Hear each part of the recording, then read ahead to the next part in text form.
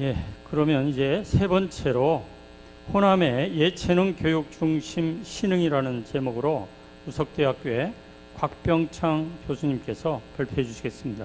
부탁드립니다. 네, 감사합니다. 저는 신흥중고등학교를 나왔습니다. 신흥고등학교는 78회고요.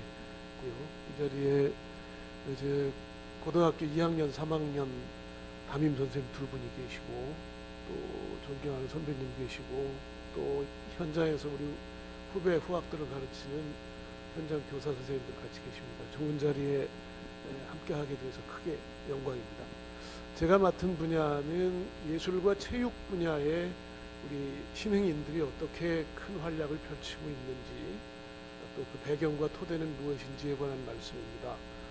조금 송구스러운 말씀을 미리 드려야 될 것은 이 분야에 관한 자료 기록이 그다지 충실하지는 못한 것 같습니다. 아직은 동문회 차원에서도 노력을 많이 하고 있고, 우리 이번 행사를 준비하면서 이미정 교장 선생님을 비롯해서 또 많은 분들이 노력을 하셨지만 아직 비어있는 부분이 많이 있습니다. 그래서 장르나 분야별로 균형도 잘 맞지 않고, 또 어떤 부분은 많이 좀 누락되기도 하고 그런 것 같아서 이 자리를 빌어서 조금 송구하다는 말씀을 먼저 드리도록 하겠습니다. PPT를 보면서 설명을 드리도록 하겠습니다. 신흥학교는 예술교육과 체육교육을 아주 유독 참 힘을 기울여서 많이 시행을 해온 학교입니다.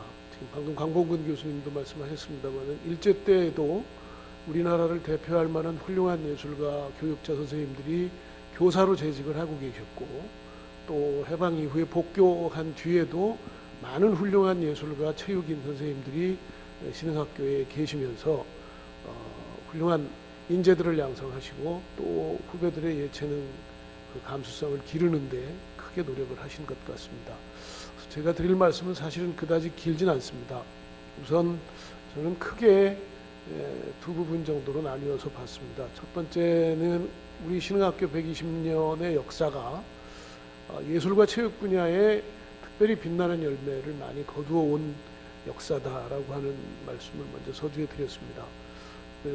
무엇보다도 일제강점기, 방금 우리 신사참배 거부하고 폐교를 당했던 아픈 기억에 관한 말씀도 해주셨습니다만은, 그 무렵을 전후해서도 예술 분야, 체육 분야에 아주 혁혁한 교육 업적을 쌓았다라고 하는 기록이 잘 남아 있습니다.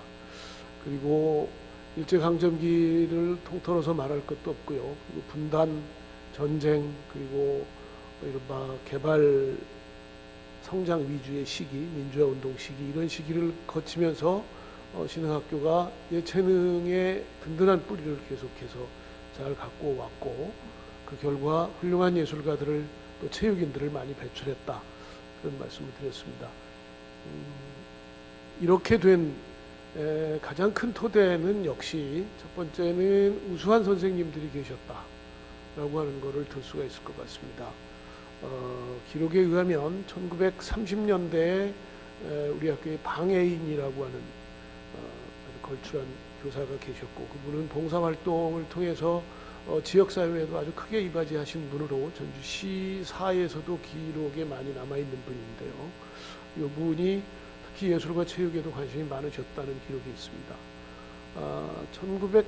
1918년에 부임하신 음악교사 이경혁이라고 하는 분에 관한 기록도 남아있는데요. 이분은 애국가와 교가, 우리나라의 애국가를 처음 작사하셨던 분이다, 이렇게 기록에 남아 있습니다. 그리고 우리 신흥학교 교가를 작사하신 분이고요. 우리 음악 시간에 책에서 많이 배웠던 그지박을 작곡하신 현재명 선생님도 처음에 우리 학교에 영어 교사로 부임을 하셨다가 나중에 음악도 가르치시고 하는 그런 훌륭한 선생님으로 재직을 하셨다는 얘기가 있고요. 일제 때의 체육 분야에서 특별히 도드라진, 특히 축구 쪽에 우리 신흥학교 선배님들이 아주 두각을 나타내셨던 모양인데, 그때 축구를 지도하셨던 체육교사로 최남식 선생님이라고 하는 분의 이름이 남아 있습니다. 해방 뒤에는 아까 우리 강봉우 교수님 말씀하신 대로 37년에 폐교가 됐기 때문에 일제 말의 기록은 거의 이제 없는 편이고요. 고창고보로 대부분의 우리 선배님들이 그쪽으로 옮겨가서 거기서 또 좋은 성과들을 내셨겠죠. 고창고는 그런 점에서 참 우리 신흥학교하고 인연이 깊다고 말할 수 있는데요. 제가 듣기에도 북오산, 남고창 이런 얘기를 옛날에 선생님들이 하셨던 기억이 납니다. 북쪽에 평양에 오산고등학교가 있다면 남쪽에 고창고등학교가 있다, 이렇게 얘기를 할 정도로 고창고등학교도 훌륭한 인재를 많이 배출한 학교인데, 그 학교에 우리 학교 출신의 전학생이 약 200여 명이 갔다라고 하는 기록이 있는 걸로 보면 참 남다른 인연이라고 생각할 수 있을 것 같습니다. 해방 뒤에는 아마 처음으로 밴드부를 조직하신 선생님이 계셨던 것 같고요. 조윤식 선생님, 그리고 합창단을 지도하셨다는 곽상수 선생님, 이런 분들의 기록이 있습니다. 그리고 그보다 뒤에 이제 60년대, 70년대, 80년대를 거치면서 특히 시인들이 거의 그 끊김이 없이 학교의 국어교사로 재직을 하셨던 것 같습니다. 그래서 이환영 선생님, 허소라 선생님, 정량 선생님, 이런 시인 국어 선생님들이 계셨고요. 그리고 또 음악 분야에도 나중에 전주교육대학에서 정년퇴직을 하신 걸로 알고 있는데 이용규 선생님, 그리고 지금 서해대에 계시는 이용승 선생님, 지금 모교에 계시는 윤영문 선생님, 이런 분들이 음악의 맥을 쭉 이어왔다고 들었습니다. 제가 78년에 졸업을 했으니까 제 기억에도 그 당시에 서울대학교 음대에 몇 년째 우리 학교 출신의 합격생이 서울음대 성악과에 계속 뭐 적게는 한두 명, 많게는 한 해에 4명까지도 합격을 했다는 자랑을 했던 걸 제가 기억을 합니다. 그리고 그 당시에 졸업했던 그 우리 서울대 성악과 선배님들이 여기 와서 바로 이 자리에서 특송도 하고 학교 예배 볼 때 했던 기억이 지금도 생생합니다. 그래서 서울음대 성악과를 한 해도 빼놓지 않고 우리 신흥학교 출신들 선배님들이 차지를 했다는 기록이 있고요. 뭐 역시 당연히 훌륭한 음악 교사 선생님들의 덕이겠죠.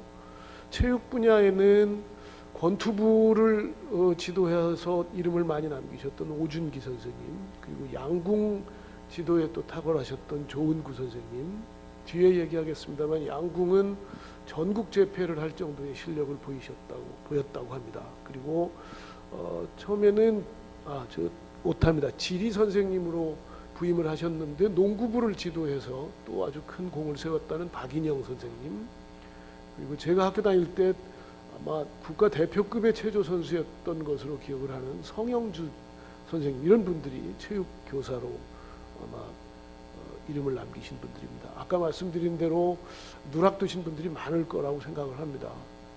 소구스럽지만 일단 기록에 의해서 이런 정도 발표를 하기로 하고요. 이런 선생님들이 일제 때부터도 학생 활동을 아주 다양하게 장려를 했다고 합니다. 뭐 지금도 그렇겠습니다만은 우리 신흥학교의 큰 자랑 중에 하나가 학생들을 아주 고른 인격체로 성장을 시키고, 물론 신앙의 틀 안에서 신앙인으로 성장을 시키지만 그 학교 성적에 치우치지 않고 아주 고른 인격체로 성장을 시키려고 하는 학습 활동을 매우 장려하셨던 걸로 기억을 합니다. 일제 때 예술 체육 활동은 기독청년회, 희현회, 이런 이름의 학생 운동을 펼쳤고요. 이 기독청년회나 희현회는 시내 시민운동으로도 연결이 돼서 뭐 YMC나 YWCA 같은 이런 활동들하고도 다 연계된 활동을 했었다고 그랬습니다. 해방 이후에는 밴드부와 합창부가 신흥학교 이름으로 아주 크게 활약을 했다고 했고요. 기록에 의하면 71년도에 문교부 지정 음악과 시범학교로 선정이 됐다라고 하는 기록이 있습니다. 또 주로 문예반이 이제 했던 일인데요. 학교 신문 그리고 교지, 지금 저도 가지고 있습니다만 70년대 중반 후반에 만들었던 교지의 수준이 상당히 높았던 걸로 기억을 합니다. 거기에 활약을 했던 문예반의 선배님들의 이름이 지금 한국 문단에도 그대로 있기도 합니다. 그래서 시인 작가들을 배출하는 그런 산실 노릇을 지속적으로 했습니다. 자, 이제 신흥학교 출신의 예술가 체육인들의 이름을 한번 확인할 때입니다. 다음 페이지 좀 넘겨주실까요? 축구부, 농구부, 야구부는 일제강점기 때부터 전국대회를 여러 번 석권했다고 그랬고요.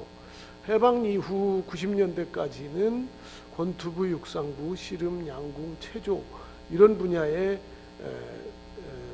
전국 재패 기록들이 있습니다. 특히 양궁부는 73년도에 전국체전 또 전국 남녀 종별 선수권 대회를 둘 다 1위를 했고요. 탁구부는 79년부터 89년대까지 있었는데 청소년 대표, 국가대표까지 배출했고 저 뒤에 가서 확인하겠습니다만 국가대표 코치를 지낸 우리 동문까지 있다고 들었습니다. 씨름부는 80년도에 창단이 돼서 1987년에 전국체전에서 우승을 했는데 이게 전라북도의 단체전 씨름 종목으로 첫 우승이라서 이것도 아주 각별한 의미가 있다고 지금 기록에 남아 있습니다.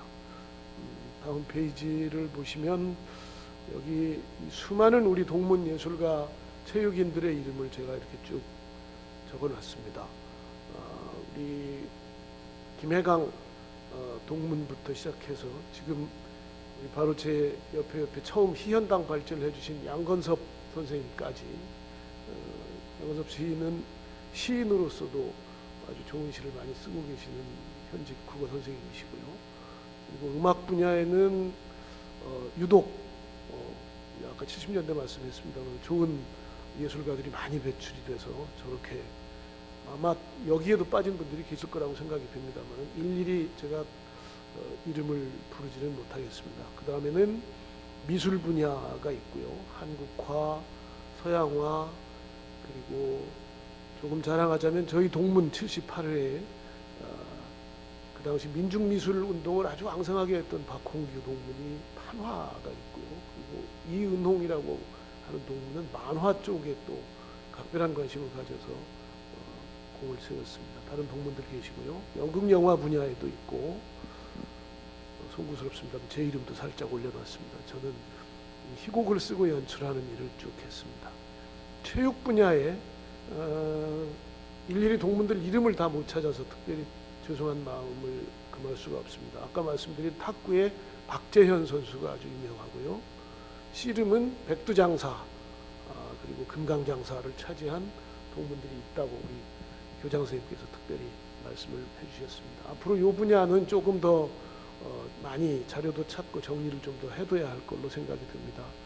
간략하게나마 이 정도 말씀을 드리겠습니다. 이 뒷부분은 발제하신 선생님이 질문을 하시면 제가 답변을 드리려고 준비를 한 건데 시간을 일단 더 주시면 하고 아니면 자료로 대신하겠습니다. 네, 감사합니다. 예, 감사합니다. 곽병창 교수님께서 우리 신흥인들이 훌륭한 은사님들의 지도 아래 우리나라의 예술, 문화, 체육 분야에서 큰 역할을 한 그런 구체적인 이름까지 모두 또 분야까지 이렇게 말씀을 해주셨습니다.